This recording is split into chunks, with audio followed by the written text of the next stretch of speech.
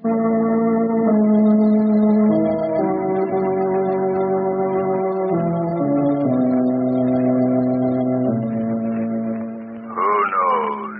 what evil lurks in the hearts of men? The Shadow knows.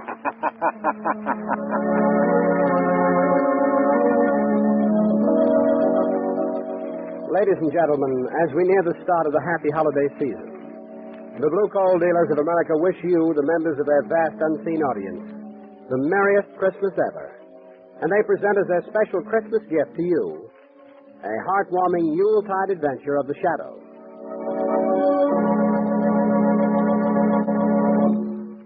Before the Shadow starts his adventure, I'd like to add my Christmas greetings to those of the Blue Coal Dealers of America. You know, their product, Blue Coal, is the modern equivalent of the old-fashioned Yule log. You can depend upon Blue Coal to bring warmth, good cheer, and comfort to your home 24 hours of the day. And with each order of Blue Coal is included the free extra home heating service of your friendly Blue Coal dealer. Is your bin well filled for the holidays? If not, phone your neighborhood Blue Coal dealer first thing in the morning.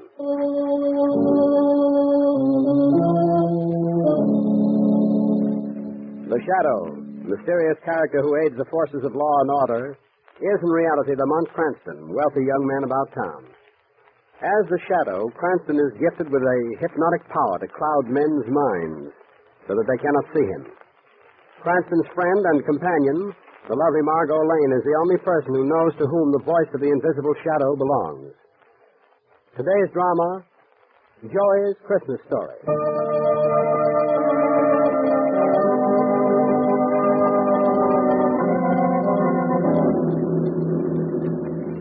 Was there any particular destination you was wanting me to drive you to, Mr. Cranston, hey? I'm looking for little Joey, the newsboy. Oh, well, if it's a paper you want, I could stop at any... No, we're looking for Joey, Treevy. We have a special date with him that we keep every Christmas season. Oh, you mean like a rendezvous, huh? That's right, Shrevey. Every year for the past 3 seasons, we've taken Joey on a tour of the toy sections of all the department stores. Oh, well, now, ain't that nice? You know, this time of year, I get wishing I was a kid again myself. Ain't that silly? No, of course not, Treevy. We all feel that way. You know, my friend and acquaintance, Big Charlie, of whom you have heard me speak? Yes? Well, him and me used to have some fun at Christmas time when we was kids. That is, till Big Charlie spoiled it. Well, how was that? Well, he got us banded from all the toy departments in the stores. But why? Oh, just on account of one pinchy little thing he used to do. Well, what was it? Giving Santa Claus a hot foot. That was a fine thing to do. Oh, look, Lamont. There's little Joey on the corner. Stop your cab, Treevy, will you? Hey, Mr. Cranston. Gosh, I thought maybe you wasn't coming. Well, how are you, Joey? I'm fine, thanks. Hello, Miss Lane. Hello, Joey. Are you all set for our little excursion, Joey? Well, I still have a couple of papers left. Oh, well, how many papers have you? Let's see. 2, 4, 6, 8, 10, 11. 11 I got. 11, eh? Well, do you think $5 would pay for them? Gosh, $5. Gee, Mr. Cranston, you shouldn't give me that much sister. Now, throw your papers away and we'll hop into the cab. Well, would you mind if I don't throw them away? Well, I mean, it's being almost Christmas and everything. Well, I like to give them away to some certain people who couldn't maybe afford to buy one. Why, sure. Go ahead, Joey. Gosh, thanks again, Mr. Cranston. Hey, Willie, here's a paper. Compliments to Joey. Oh, he's a swell kid. Look at him. You'd think he was giving away $1 million. That's just about what it is to him, too. Yeah, that kid is a regular character. I hope he saves a paper for me, hey. Oh, Shrevey, I don't think you're on his charity list. That's what I get for owning a cab. Well, I got rid of more but one, Mr. Cranston. Well, good. Let's get into the cab. Okay. That's it.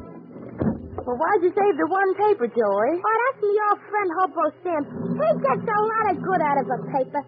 Really? How's that? Well, when he finishes reading it, he wears it inside his shirt to keep warm. And the Evening Record's the warmest paper in town. They should advertise that. As I says before, that kid's a character, huh? Hey? Well, you tell us where Hobo Sam can be found, and we'll stop off there before we go to the stores. He's down the street away. Hey, look, there's my pop. Hey, would you please go slow past this corner, Mr. Shrevey? Oh, sure thing. Every little bit helps, thank you. Hiya, Pop! Hello, son. doesn't he look nice, though? I bet you that he's the best-looking street corner Santa Claus in the whole world. Joey, how long has he been doing that job? Oh, ever since the holiday season started. He kind of needed a job, too. You see, he ain't been able to get much work the last couple of years. Well, it's good that he's found something at Christmas time anyway, Joey. Yeah, that's what I told him. But the money he's been making on this job is going out for back rent and bills and things. It ain't really Christmas money. Oh, so your prospects for Christmas are still none too bright. Well, Mr. Cranston, I ain't worried.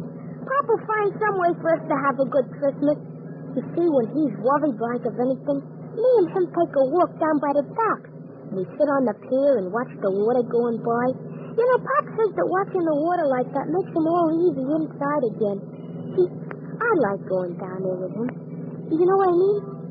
I know what you mean, Joey. Oh, I figured you'd probably... Hey, look! There's Hobo Sam! Hey, will you stop a minute, Mr. Shrevey? Yeah, to be sure. Hey, Sam, wait a minute. I got something for you. Excuse me, please. I'll be right back. All right. I got a paper for you, Sam. Lots of ads in it, too. It's practically an overcoat. Oh, Lamont, I wish there was something that we could do for Joey's family as well as for him. We will, Margot. We will do something. But it can't be charity. They're much too proud to accept that. There must be some way to help, though. We'll find a way. Leave it to me. Okay, I'm ready, Mr. Clancy. Well, how did Hobo Sam like the paper? I say, was he glad to get the paper? Oh. Hobo Sam. Oh, Hobo Sam, yeah. Well, what's the matter, Joey? You seem worried. Well, I just found out something from Hobo Sam. Oh, what? He just told me that the father of one of the kids I run around with was on his way to a house on Water Street to murder a guy. What? A guy murdered, did he say, hey? Did you get the address? Yeah, 18 Water Street. Well, we better notify the police at once. They ain't time for that, Mr. Cranston, but you could help. How? Well, you got a reputation as a gentleman detective, like, and you could do something about this yourself. Well, Oh, there's a guy being murdered, Mr. Cranston. Very well. Shrevey, 18 Water Street, and hurry.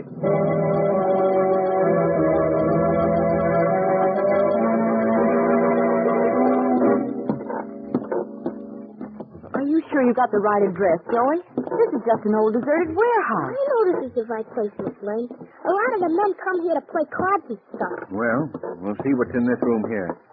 Come on. Lamont, look at this room. Yes. Furniture broken and strewn all over the room. Well, there's been a fight here, all right. Yeah, this must be the place.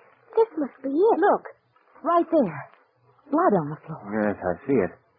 No sign of a body, though. No sign of a body. No. Joey, what are you doing? Oh, just making notes in my notebook. I like to keep a record of how a detective works. This room looks as if a dozen men had staged a brawl here. Looks like dozen. More notes, Joey? Yes, sir. I can't make head or tail of this thing.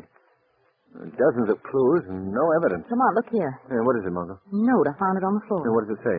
Hurry to 19 West Street before another disaster occurs. Well, that's a mighty convenient message. They must have been expecting help. Come on. We're going to 19 West Street.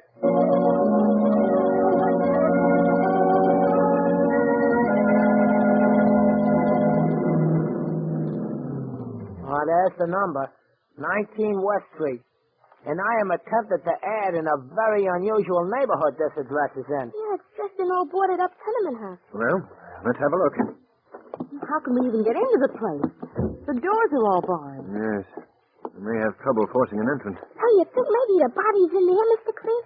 I never make predictions in a case like this, Joey. No predictions. Hey, how do you spell predictions, Mr. Chris? Oh, please, Joey. Forget your notebook for a moment, will you? Yeah, but it's all in the line of duty, Mr. Chris. Lamont, look up there by that window. There's a piece of paper tacked to it. Oh, yes. Get it for me, will you, Joey? Yes, sir.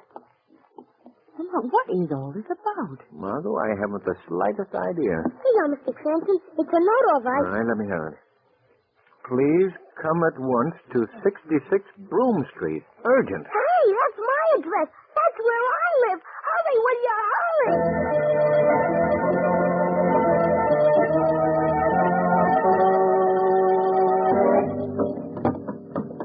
Our spot is right on this floor. Up here's a sort of a storage place, like kind of an attic. Oh, I suppose we better look up there. But Joey, look, what are you doing home so early? Oh, hello, Mom. I'm working on something. Oh, again, Look, Mom, please. This here is Miss Lane, Mr. Cranston. How do you do, Mrs. How do you do? Are you Pop get home yet? Well, you know he has another hour to work in the corner.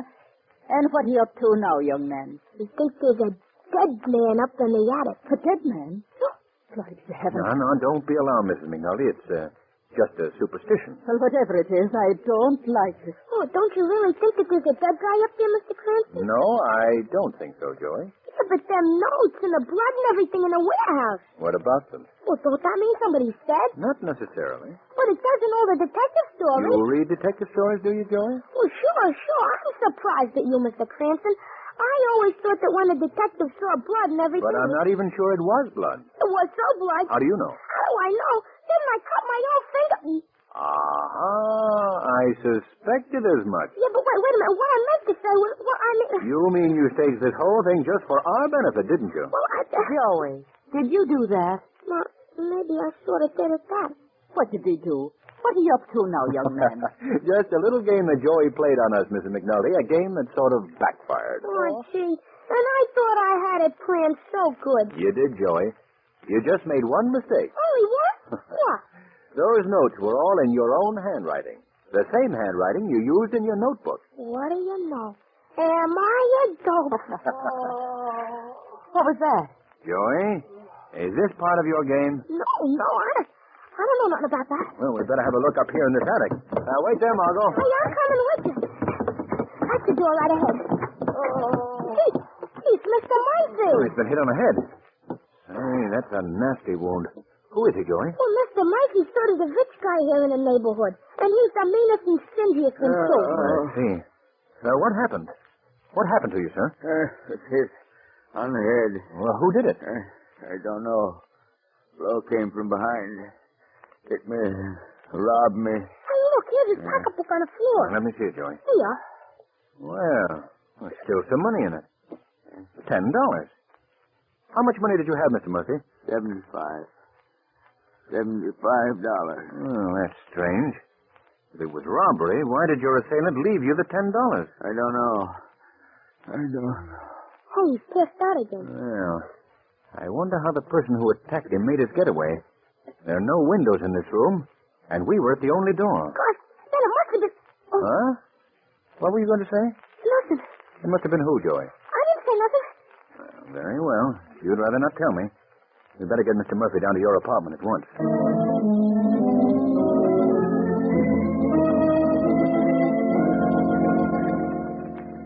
Well, the wound isn't serious, but it might not be wise to move him until a doctor has had a chance to look him over. I'll phone for Dr. Collins right away. Oh, thank you very much, Mr. McNulty. Thanks. Now, Margot, if you could get me some hot water, please. I didn't know you were home. Hey, Pop. I guess you were so busy cooking you didn't hear me come in. For no, Pa. I'd have seen you. Hey, Pop, come on in here. Hello, son. What's going on here? Mr. Murphy, he got hit and robbed. Oh, well, no, that's too bad. Yeah, these are friends of mine, Pop. Miss Lane and Mr. Cranston. How do you do, Miss McNulty? How do you do? Mighty glad to know you, folks. Well, I think we better be getting along, Joey. Yeah, I guess maybe you had. But let's make a date now to go to the stores tomorrow afternoon, shall we? Oh, sure, thanks. Goodbye, Joey. Miss McNulty. Oh, Bye. What do you suppose happened to that man, Lamont? I'm not quite sure yet. There are several things that are obviously not on the up and up. Wait a minute. What do you mean? Well, first of all, why should the crook, whoever he was, leave $10 in the man's purse? Yes, I thought of that. And secondly, how did he make his escape from that loft? And why was little Joey so upset by it? He almost revealed something to me up there, and then he changed his mind. Why do you suppose Mr. McNulty acted so strangely? I'm just as curious about that as you are, Margot. I don't believe his story about coming into the house unnoticed. Tomorrow, Margot, we're going to stop at Mr. McNulty's corner and have a little talk with Santa Claus.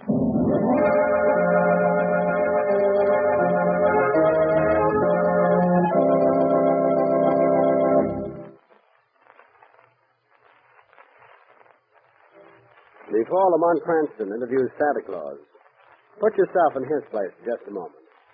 If you had the privilege of a personal interview with Kris Kringle, what would you ask him to bring you? Well, maybe you ladies would ask him for handkerchiefs, and possibly you gentlemen would put in a bid for some neckties. But if Santa Claus should bring you a sack full of blue coal,